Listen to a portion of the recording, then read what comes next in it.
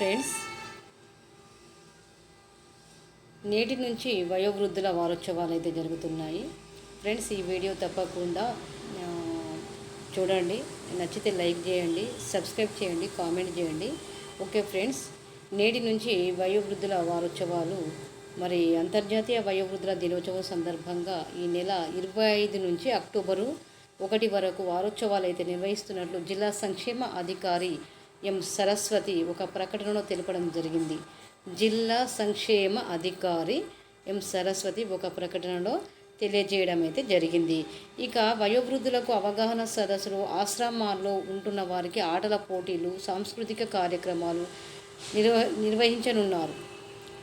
వయోవృద్ధులకు ముఖ్యంగా helpline, toll free number, చట్టాలపై వివరించనున్నట్టు పేర్కొన్నారు. అంటే ఈ వారోత్సవాలు ఎందుకు జరుపుతారు అని అంటే అవగాహన కొరకు, అంటే వృద్ధులకు అవగాహన కొరకనంటూ. ఎందుకనంటే ఆశ్రమాల్లో ఉంటున్న వారికి పోటీలు, సాంస్కృతిక కార్యక్రమాలు నిర్వహించడము, తర్వాత వాళ్లకు హెల్ప్ లైన్, టోల్ ఫ్రీ నెంబర్ను వాటి గురించి చెప్పడం అనేది. ఎందుకంటే ఆశ్రమాల్లో ఉంటున్నటువంటి వృద్ధులు కూడా 50-60 సంవత్సరాల వాళ్ళు ఉంటారు కాబట్టి వాళ్ళకు కూడా అవగాహన అనేది కలగడానికి కొరకై మరి ఇలాంటి కార్యక్రమాలను ఈ నెల 25 నుంచి అక్టోబర్ 1 వరకు మరి వారోత్సవాలు అయితే నిర్వహించడము జరుగుతుంది. టోల్ ఫ్రీ నెంబరు కూడా వాళ్లకు వివరంగా వివరించడం అనేది కూడా చాలా ముఖ్యమైన విషయమే. ఈ చట్టాలపై వివరించనున్నట్లు పేర్కొనడం జరిగింది మరి జిల్లా సంక్షేమ అధికారి ఎం సరస్వతి గారు. ఇక suicide capsules the Sarco, suicide capsule the Sarco, ఇక్కడ ఒక ఫోటోలో ఒక చిత్రము లాంటిది కనబడుతుంది కదా. సూసైడ్ క్యాప్సిల్స్ ద సార్కో అంటే మనం చనిపోవాలంటే మరి తాడుతోటి ఊరి పెట్టుకోవడము, మరి రసాయన పదార్థాల ద్వారా చనిపోవడం, తాగి చనిపోవడము అనేది జరుగుతుంది కదా. ఇక్కడ విచిత్రం ఏంటిదంటే ఒక పేటిక లాంటిది, ఈ చిత్రంలో ఒక పేటిక అనేది, శవపేటిక అనేది కనబడుతుంది. ఈ శవపేటికలో ఇక్కడ ఆత్మహత్య పేటిక సాయంతో ఒక వ్యక్తి అయితే మృతి చెందడం అనేది జరిగిందట. ఆత్మహత్య చేసుకోవాలంటే ఇక్కడ సమాజంలో రసాయన పదార్థాలు తాగి చనిపోవడము, మరియు ఏదో ఒక విధంగా రైలు కింద పడి చనిపోవడము, ఏదో విధంగా మరి వాళ్ళు ఆత్మహత్య అయితే చేసుకోవడం జరుగుతుంది. అలా చిత్రహింసగా లేకుండా ఇక్కడ ఏమైందంటే ఆత్మహత్య పేటిక సహాయంతో ఒక వ్యక్తి అయితే మృతి చెందడం జరిగింది. ఇది సూసైడ్ క్యాప్సిల్ ద సార్కో, దీని పేరు ద సార్కో అన్నమాట. ఇది స్విట్జర్లాండ్లో పలువురి నిర్బంధించడం జరిగింది. ఎందుకంటే మరి ఇలా తయారైందంటే అందరూ పోయి అందులో మంచిగా కూర్చుంటారు, అలా పడుకుంటారు. వెళ్ళి ఇందులో ఒక బటను ప్రెస్ చేయగానే అందులో ఉన్నటువంటి నైట్రోజను వాయువు వెలువడి ఇక వారికి ఎలాంటి ఆక్సిజన్ అందకుండా, శ్వాస ఆడకుండా మరణించడం అనేది జరుగుతుంది.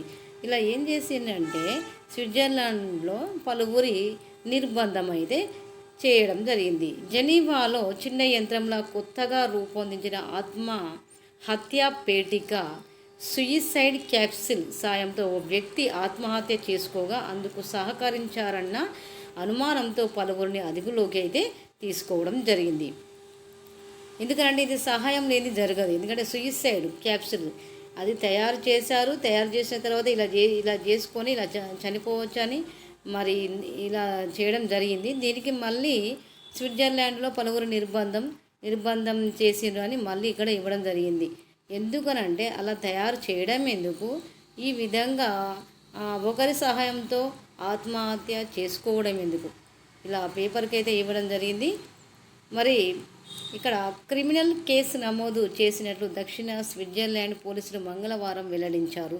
మరొకరి సాయంతో జీవితాన్ని చాలించేందుకు ఉపయోగించే ఈ పేటికను సార్కో అని అంటారు. ఇక జీవితం సాలురా, ఇక నేను చనిపోతా, ఇక నాకు ఈ జీవితం వద్దు అని అనుకున్న వాళ్ళు మాత్రము మరి ఈ చిత్రంలో కనబడుతున్నటువంటి ఆత్మహత్య పేటిక సహాయంతో మరి చనిపోవచ్చని ఇలా ఒకటైతే తయారు చేయడం జరిగింది. ఆ విధంగా అతడు ఆ వ్యక్తి మరణించడం వల్ల మరి క్రిమినల్ కేసు అనేది నమోదు చేయడం జరిగింది. స్విట్జర్లాండ్ పోలీసులు మంగళవారం అయితే తెలియజేశారు. మరి ఈ పేటిక పేరు సార్కో అని, మరి దీని యొక్క పేటిక పేరు సార్కో అని పిలవడం జరుగుతుంది. గతంలో ఎవరు దీన్ని ఉపయోగించలేదు. ఒక మనిషి పట్టేలా శయ్య ఉన్న ఈ పేటిక లోపలికి వెళ్ళి మీట నొక్కితే సీల్డ్ ఛాంబర్ లాంటి, ఇక్కడ ఏమంటున్నారంటే గతంలో ఎవరు దీన్ని ఉపయోగించలేదు. ఎందుకంటే చనిపోవాలంటే ఎన్నో రకాలుగా ఉన్నాయి, ఎన్నో రూట్లు ఉన్నాయి కాబట్టి డైరెక్ట్ అలా పోయి మనం చనిపోతాము అని అంటే ఎవరైనా వెళ్తారా? వెళ్ళలేరు. కాబట్టి ఎవరు ఉపయోగించలేదు. కాబట్టి ఒక మనిషి పట్టెల శయ్య ఉన్న ఈ పేటిక లోపలికి వెళ్ళి మీట నొక్కితే సీల్ ఛాంబర్ లాంటి అందులోకి నైట్రోజన్ వాయువు విడుదల మొదలవుతుంది. అంటే ఒక నైట్రోజన్ వాయువు విడుదల కావడం వల్ల లోపల నిద్రపోతున్న వ్యక్తి కొన్ని నిమిషాల్లో ఊపిరాడక మరణించడం అనేది జరుగుతుంది. ఇక నైట్రోజన్ వాయువు విడుదలైన తర్వాత ఏమవుతుంది? ఆక్సిజన్ అందక ఊపిరాడక మరణించడం అనేది జరుగుతుంది. మేరీ జాషన్ అటవీ ప్రాంతంలోని ఓ ఇంటిలో కొందరి సాయంతో సార్కో ద్వారా సోమవారం ఆత్మహత్య జరిగినట్లు అందిన సమాచారంతో పోలీసులు రంగంలోకి దిగడం జరిగింది. ఎక్కడ అంటే మేరీ షాజన్ అటవీ ప్రాంతంలో ఓ ఇంటిలో కొందరు సాయంతో, అంటే సాయం ఉంటేనే కొందరు ఇట్లా చేస్తారు. మంచి పని కానీ చెడు పని కానివ్వండి, చెడు పనికి అయితే చాలామంది మరి ముందుకు వస్తారు, మేము సైతం అన్నట్టుగా ముందుకైతే వస్తారు. ఓ ఇంటి లోపల అయితే కొందరు సాయంతో సార్కో ద్వారా సోమవారం ఆత్మహత్య జరిగినట్లు అందిన సమాచారంతో పోలీసులు రంగంలోకి అయితే దిగడం జరిగింది. ఆత్మహత్యకు ప్రేరేపించారన్న అనుమానంతో మరి పలువురిని అదుపులోకి తీసుకోవడం అయితే జరిగిందన్నమాట. పలువురిని మరి ఎందుకంటే సాయం చేస్తేనే కదా ఈ మనిషి ఇందులోకి వెళ్ళి మరణించడం అనేది జరిగింది. నైట్రోజన్ వాయువు విడుదల కావడం వల్ల కొద్దిసేపు అలా ఆయన నిద్రపోయినట్టుగా ఉండగానే నైట్రోజన్ వాయువు అనేది విడుదల కావడం వల్ల ఊపిరాడక మరణించడం అయితే జరిగింది. ఇక గాయని పి సుశీలకు తమిళనాడు ప్రభుత్వ పురస్కారం. ఫ్రెండ్స్, వీడియో మాత్రం తప్పకుండా చూడండి. గాయని పి సుశీలకు తమిళనాడు ప్రభుత్వం పురస్కారం అందచేయడం అయితే జరిగింది. ఇక్కడ అంటే ప్రముఖ నేపథ్య గాయని పి సుశీలకు తమిళనాడు ప్రభుత్వము పురస్కారాన్ని ప్రకటించడం అయితే జరిగింది. దివంగత మాజీ ముఖ్యమంత్రి కరుణానిధి పేరిట, అంటే పురస్కారం ఎవరి పేరిట అంటే సుశీలకు ఇవ్వడం, అంటే మాజీ ముఖ్యమంత్రి కరుణానిధి పేరిట ఇస్తున్న కలైజ్ఞర్ నినైవు కలైతురై విత్తగర్ అనే పురస్కారాలను మాత్రము 2023కు గాను రచయిత మెహతా మరి పలు భాషల్లో వేల సినీ గీతాలు పాడిన నేపథ్య గాయని పి సుశీల గారైతే ఎంపిక కావడం జరిగింది. ఎందుకంటే 2023కు గాను రచయిత మెహతా పలు భాషలో వేల సినీ గీతాలు పాడిన నేపథ్య గాయని సుశీల గారికి ఎంపిక చేయడం జరిగింది. 30న సచివాలయంలో జరిగే కార్యక్రమంలో ముఖ్యమంత్రి స్టాలిన్ వారికి పురస్కారాలు అయితే ప్రదానం చేయడం జరుగుతుంది. ఎందుకంటే తమిళనాడులో జరుగుతున్నటువంటి కార్యక్రమంలో ముఖ్యమంత్రి స్టాలిన్ వారికి పురస్కారాలు ప్రదానం చేయడం అయితే జరుగుతుంది.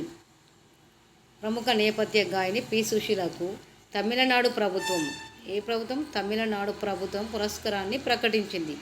దివంగత మాజీ ముఖ్యమంత్రి కరుణానిధి పేరిట ఇస్తున్న కలైజ్ఞర్ నినైవు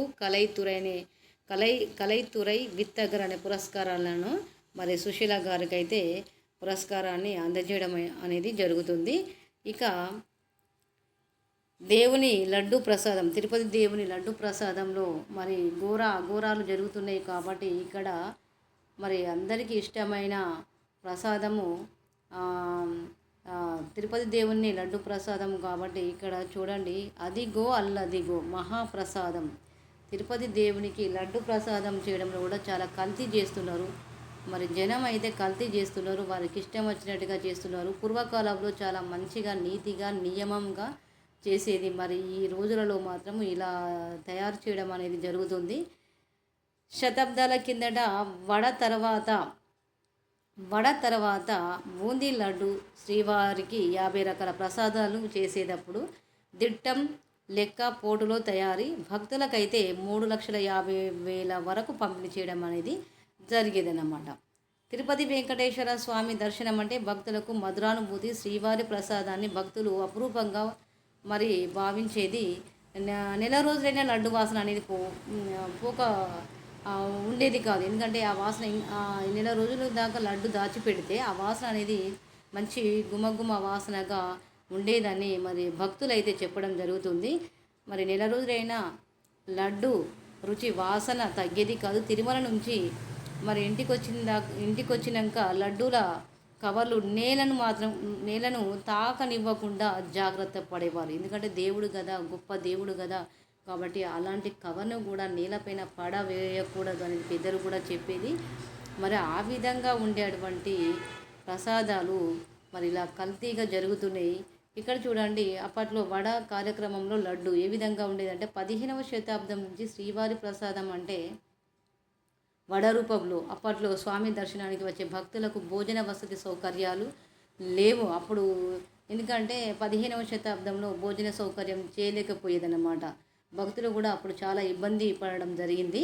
మరి వడ ప్రసాదంతో ఆకలి తీర్చుకునేవారు. కాలక్రమంలో 19వ శతాబ్దంలో తీపి బూందీ ప్రవేశపెట్టడం జరిగింది. ఎప్పుడు అంటే 19వ శతాబ్దంలో 1940 నాటికి బూందీని లడ్డుగా చేసి ఇవ్వడం ప్రారంభం చేశారు. ఇక అప్పుడు 19వ శతాబ్దంలో బూందీని లడ్డుగా తయారు చేయడం ఇవ్వడం జరిగిందన్నమాట.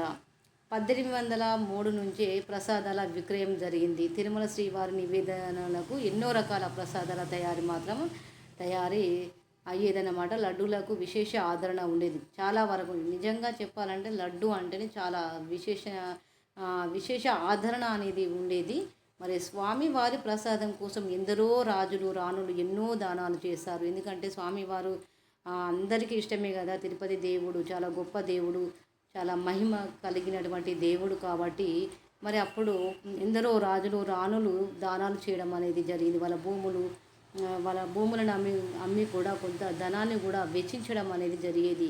1803లో ఆలయంలో ప్రసాదాల విక్రయాన్ని అప్పటి మద్రాస్ ప్రభుత్వం ప్రారంభించింది. అప్పుడు ఏ ప్రభుత్వం అంటే మద్రాస్ ప్రభుత్వము ప్రారంభించింది.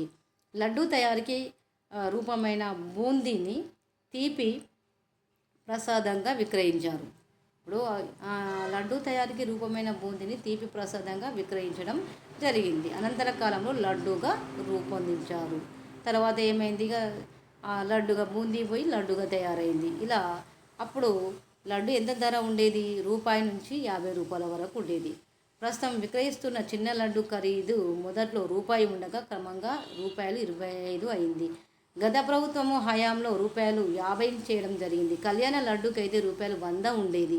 ఇది అందరికీ తెలిసిన విషయమే. లడ్డు ధరలు పూర్వకాలంలో ఎంత ఉండేది, ఇప్పుడు ఎంత విక్రయం చేస్తున్నారు అని అందరికీ తెలిసిన విషయమే. కాకపోతే మరి దేవుని ప్రసాదంలో ఇలా జరుగుతుంది అని అంటే మరి చాలా నీచంగా మరి భక్తులను చాలా ఇబ్బందికి గురి చేస్తున్నారు ఇలా తయారు చేసిన వారు. మరి రాజకీయ పార్టీలు మరి జనం కూడా అక్కడ ఉన్నటువంటి ప్రసాదం తయారు చేసేటువంటి తయారీదారులకు ఈ విధంగా మరి ఎందుకు చేస్తున్నారో అయితే ఎవరికైతే అర్థం కావడం లేదు.